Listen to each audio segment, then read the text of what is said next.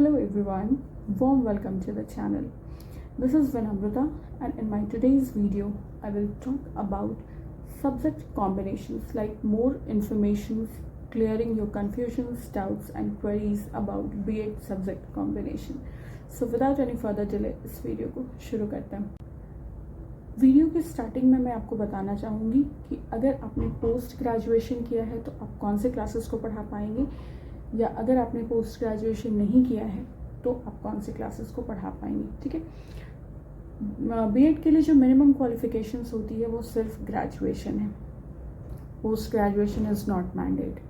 But अगर आपने post graduation किया है, लाइक आपने बीए किया है, एमए किया है, देन आपने बीएड किया है, तो आपके पास एडेड बेनिफिट होता है कि आप 11th एंड 12th क्लासेस को भी पढ़ा सकते हैं। You are known as PGT teacher. जब आप 11th 12th कर लेते हैं और आप स्कूल से पढ़ाते हैं, एज ए टीचर पढ़ाते हैं, तो आपको पीजीटी टीचर कहा जाता है, पोस्ट ग्रेजुएट टीचर कहा जाता है। अगर आपने पोस्ट ग्रेजुएशन किया है तो आप 11th 12th भी पढ़ा पाएंगे, और अगर सिर्फ ग्रेजुएशन किया है आपने, उसके बाद बीएड कर रहे हैं, तो आप क्लास 10th तक को पढ़ा पाएंगे। बात करेंगे हम कि एडमिशन हम कौन से सब्जेक्ट में ले सकते हैं। ठीक है, तो एडमिशन अगर आपका ग्रेजुएशन के बेसिस पे हो रहा है तो जिस सब्जेक्ट से आपने ग्रेजुएशन किया है, यानी कि जो आपका ऑनर्स पेपर है, जिस सब्जेक्ट में आपने ऑनर्स किया है, आप समझ रहे हो ऑनर्स मतलब आपका जो उस स्ट्रीम का जो मेन पेपर है आपका। सपोज दैट आपने आर्ट्स से ग्रेजुएशन किया है, तो आर्ट्स में बहुत सारे सब्जेक्ट्स होते हैं, history, civics, geography, language etcetera. तो किसी एक पर्टिकुलर सब्जेक्ट से आपने ऑनर्स किया होगा, जो आपका मेन पेपर रहा होगा। सपोज दैट आपने हिस्ट्री से ऑनर्स किया, ठीक है, तो आपकी एडमिशन बीएड में हिस्ट्री पे होगी। हिस्ट्री सब्जेक्ट से आप एडमिशन लेंगे। उसी तरीके से अगर आप साइंस के स्टूडेंट हैं, फिजिक्स ऑनर्स किया है आपने, तो आप फिजिक्स से एडमिशन लेंगे। कॉमर्स के स्टूडेंट हैं, डेफिनेटली कॉमर्स से ही एडमिशन लेंगे। और ये जो आपका ऑनर्स पेपर होता है, जो भी हो गया, हिस्ट्री, सिविक्स, ज्योग्राफी, इकोनॉमिक्स, जैसा कि मैंने अभी बताया, जिसमें आपने ग्रेजुएशन किया है या पोस्ट ग्रेजुएशन किया। अगर सपोज दैट आपने पॉलिटिकल साइंस में पोस्ट ग्रेजुएशन किया है, तो पॉलिटिकल साइंस सब्जेक्ट से आप एडमिशन लेंगे। ठीक है, वो हो जाता है। तो जिस भी सब्जेक्ट में आपने एडमिशन लिया है, वो सब्जेक्ट आपका पेपर नंबर 1 बन जाता है, यानी subject combination number 1, teaching paper number 1 रहेगा। हमेशा उसी सब्जेक्ट को अपना paper 1, teaching paper 1, subject combination 1, जो भी आपको समझ में आता है, आप उस तरीके से उसको ले सकते हैं। वो आपका पेपर 1 हमेशा बनेगा। ठीक है, मैं एक बार फिर से इस चीज़ को क्लियर करना चाहूँगी। सपोज दैट आप आर्ट्स में आपने इंग्लिश ऑनर्स किया है, तो इंग्लिश जो है वो आपका पेपर नंबर 1 बनेगा। टीचिंग पेपर 1 आपका क्या बनेगा? इंग्लिश बनेगा। पेपर 1, सब्जेक्ट कॉम्बिनेशन 1 की कन्फ्यूजन आई गेस क्लियर हो गई यहाँ पे। इसको थोड़ा सा एलाबोरेट वे में हम समझेंगे।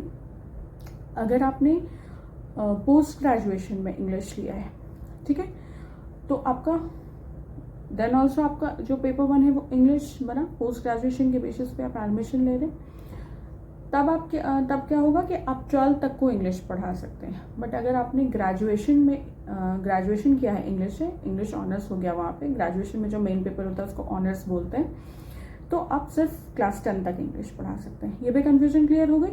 Same goes with physics. अगर आपने मास्टर्स किया है फिजिक्स से, तो 11th 12th को भी फिजिक्स पढ़ा सकते हैं, या सिर्फ ग्रेजुएशन किया है फिजिक्स से तो 10 तक को पढ़ा सकते हैं। ठीक है, अब बात करेंगे पेपर नंबर 2 के बारे में। सब्जेक्ट कॉम्बिनेशन 2 कैसे सेलेक्ट होता है? तो देखिए, इसका 2 तरीका होता है सेलेक्ट करने का। सबसे पहले तो जब आपका पेपर नंबर 1 सेलेक्ट हो जाता है, तो यूनिवर्सिटी और कॉलेज के पास लिस्ट ऑफ सब्जेक्ट्स आती है, या यूनिवर्सिटी कॉलेजेस को लिस्ट ऑफ सब्जेक्ट कॉम्बिनेशंस या सब्जेक्ट्स जो भी बोले वो भेजती है कि उस पार्टिकुलर सब्जेक्ट के साथ जो आपका पेपर नंबर 1 का सब्जेक्ट बन रहा है, उसके साथ सेकंड सब्जेक्ट कॉम्बिनेशन क्या क्या बन सकता है। एक एग्जांपल के थ्रू समझाती हूँ। सपोज दैट आप ग्रेजुएट हैं, हिस्ट्री से आपने ग्रेजुएशन किया है, हिस्ट्री ऑनर्स आपका पेपर बना। ठीक है, हिस्ट्री ऑनर्स था आपका। हिस्ट्री में आपने बीएड में एडमिशन लिया, तो पेपर 1 आपका हिस्ट्री हो गया। अब हिस्ट्री के साथ क्या क्या सब्जेक्ट कॉम्बिनेशंस बन सकते हैं? हिस्ट्री के साथ आप सिविक्स पेयर कर सकते हैं, आप हिस्ट्री के साथ लैंग्वेज पेयर कर सकते हैं, हिस्ट्री के साथ इकोनॉमिक्स पेयर कर सकते हैं, उसकी एक प्रॉपर लिस्ट आती है। दो तरीका होता है सिलेक्शन का। प्रॉपर लिस्ट आती है कि हिस्ट्री के साथ कौन कौन से सब्जेक्ट कॉम्बिनेशंस बन सकते हैं। लिस्ट में आपको कुछ 3-4 सब्जेक्ट्स दिए गए रहते हैं, उसमें से एक सब्जेक्ट आपको जो सही लगता है, जिसमें आपकी इंटरेस्ट है, जिसमें आप अपना टीचिंग करियर देखते हैं, वो आपको सेलेक्ट करना होता है। और इस सिलेक्शन में आपको टीचर्स, प्रिंसिपल्स और बीएड की जो आपकी फैकल्टी है वो भी बहुत अच्छे तरीके से गाइड करती है कि इस सब्जेक्ट के साथ आपका बेस्ट सब्जेक्ट कॉम्बिनेशन क्या बनना चाहिए, क्या आपको पेयर करना चाहिए। टीचर्स भी आपको हेल्प करते हैं और साथ ही आपका अपना खुद का चॉइस होता है कि आप वो 2-3 सब्जेक्ट में से कौन सा सब्जेक्ट सेलेक्ट करते हैं। मोस्ट ऑफ द जगह पर ये होता है। बट सेकेंड प्रोसेस इसका ये है कि सपोज दैट आपने सेम एग्जाम्पल रखते हैं, हिस्ट्री ऑनर्स किया, तो सिर्फ आपने हिस्ट्री तो पढ़ा नहीं होगा ग्रेजुएशन में, उसके साथ कुछ और पेपर्स पढ़े होंगे। लाइक एक आपका लैंग्वेज पेपर रहा होगा, एक आपका सिविक्स रहा होगा, या एक हो सकता है कोई और आपका पेपर रहा हो, इकोनॉमिक्स रहा हो, या कुछ भी रहा हो, या जोग्राफी रहा हो, कुछ भी रहा हो, पॉल साइंस रहा, जो भी। तो आपको खुद से बोला जाता है कि जो भी सब्जेक्ट्स आपने पढ़े हैं ग्रेजुएशन में, अपार्ट फ्रॉम हिस्ट्री के अलावा, उसमें से आपको एक सब्जेक्ट सेलेक्ट कर सकते हैं। कंडीशन भी जो सब्जेक्ट्स आपने पढ़े हैं सिर्फ उसमें से ही एक सब्जेक्ट्स आप सेलेक्ट कर सकते हैं। सपोज दैट आपने हिस्ट्री भी पढ़ा है, इंग्लिश भी पढ़ा है, सिविक्स भी पढ़ा है एंड ज्योग्राफी भी पढ़ा है। तो हिस्ट्री आपने पेपर 1 रख लिया, ये खत्म हो गया, आपके पास 3 ऑप्शंस बचे, language paper, civics and geography. तो ये 3 में से कोई एक आपको सेलेक्ट करना होगा as per your interest, as per your career goals, career opportunities क्या है, या किस में आपको इंटरेस्ट है, तो आपको सेलेक्ट करना होता है। आर्ट्स वाले स्टूडेंट्स के लिए मैं एक स्पेशल सजेशन दूंगी कि लैंग्वेज पेपर को हमेशा रखिए। हिस्ट्री ऑनर्स हो गया आपका, साथ में आप एक लैंग्वेज पेपर पेयर कर लीजिए, वो बहुत ही ज़्यादा हेल्पफुल होता है। बिकॉज लैंग्वेज पेपर्स में बहुत जगह पर वैकेंसीज आती हैं, जब आप प्राइवेट स्कूल्स में भी ट्राई करेंगे तो भी सीट्स वैकेंट होते हैं, तो आप अप्लाई कर सकते हैं। कुछ सब्जेक्ट्स ऐसे होते हैं जिसमें वैकेंसीज काफ़ी ज़्यादा आती हैं, टीचर्स की ज़रूरत बहुत होती है, वो मैथ्स हो जाता है, कंप्यूटर हो जाता है, लैंग्वेज पेपर हो जाता है, तो लैंग्वेज आपको रखना चाहिए। और अगर सिंस आपने लैंग्वेज में ही ऑनर्स किया है तब तो फिर कोई बात ही नहीं, वो तो आपको पेपर 1 रखना ही है। ठीक है, तो पेपर 2 का भी फंडा आपको समझ में आ गया। बहुत सिंपल तरीके से मैं समझा रही हूँ कि ऐसे सेलेक्ट किया जाता है। उसी तरीके से फिज़िक्स के स्टूडेंट हैं आप, फिज़िक्स ऑनर्स किया है, फिज़िक्स में एडमिशन लिया है आपने, तो फिज़िक्स के साथ भी कुछ पढ़ा होगा आपने, केमिस्ट्री पढ़ा होगा, मैथ्स पढ़ा होगा, आईटी रखा होगा साथ में, या इकोनॉमिक्स रखा होगा, जो भी रखा होगा आपने साथ में, साइड में आपका जो भी रहता है। आजकल बहुत सारे ऑप्शंस मिलते हैं आपको साइड में, तो फिज़िक्स के अलावा आप एक ऑप्शन और चूज़ कर सकते हैं आइदर ऑफ द लिस्ट से। वो जो लिस्ट आया है यूनिवर्सिटी से, उसमें जो सब्जेक्ट्स हैं उसमें से कोई एक सिलेक्ट कर लीजिए, या फिर आपके जो सब्जेक्ट्स रहे हैं ग्रेजुएशन में उनके बेसिस पर सेलेक्ट कर सकते हैं। या तो केमिस्ट्री रख लीजिए, या तो मैथ्स रख लीजिए, या तो लैंग्वेज रख लीजिए।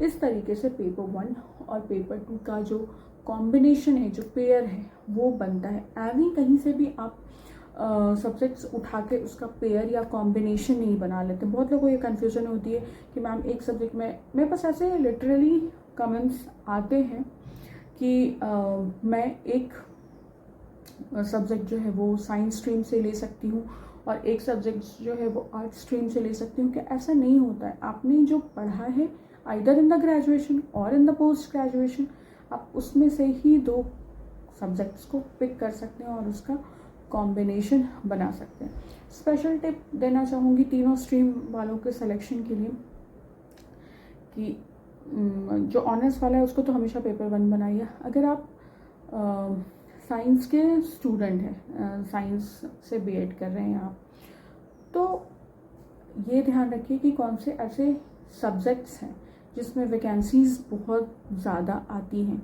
क्योंकि आगे आपको करियर भी परस्यू करना है। जैसे मैथ्स हो गया, आईटी हो गया, फिज़िक्स या केमिस्ट्री हो गया, या बायो में भी है तो बायो के साथ आप क्या पेयर करेंगे। ऐसे सब्जेक्ट्स पेयर करें जिसमें वैकेंसीज़ ज़्यादा आती हों, थोड़ा वाइजली सेलेक्ट करें। जैसे लैंग्वेज की बात आर्ट्स के साथ मैंने इसीलिए रखने को बोला था, बिकॉज लैंग्वेज अगर आपने ग्रेजुएशन में पढ़ा है, सब्जेक्ट कॉम्बिनेशन भी आप रख रहे हैं, तो लैंग्वेज पेपर्स में वैकेंसीज़ आती हैं, मैथ्स में वैकेंसीज़ आती हैं, आईटी में वैकेंसीज़ आती हैं, एंड देन हिस्ट्री वगैरह में भी वैकेंसीज़ आती हैं। कॉमर्स वाले हैं तो कॉमर्स के लिए तो फिर कॉमर्स एंड इकोनॉमिक्स ही बनता है, तो वो आपका बेस्ट सब्जेक्ट कॉम्बिनेशन है।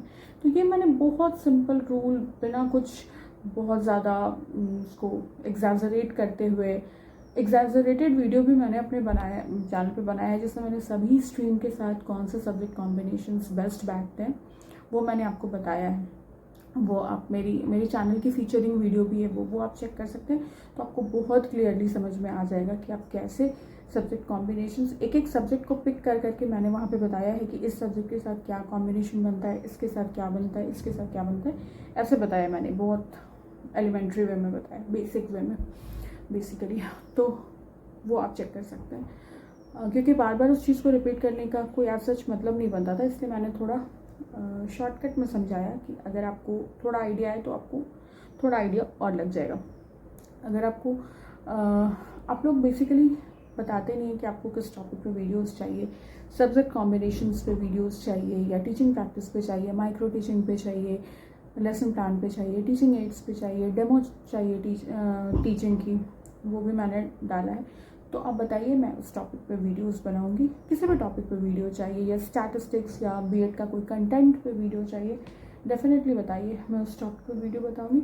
If you find this video helpful and informative, please subscribe to my channel and like, comment and share on my videos. और अगर वीडियो पसंद आया हो तो अपने फ्रेंड्स एंड फैमिली के साथ शेयर कर सकते हैं।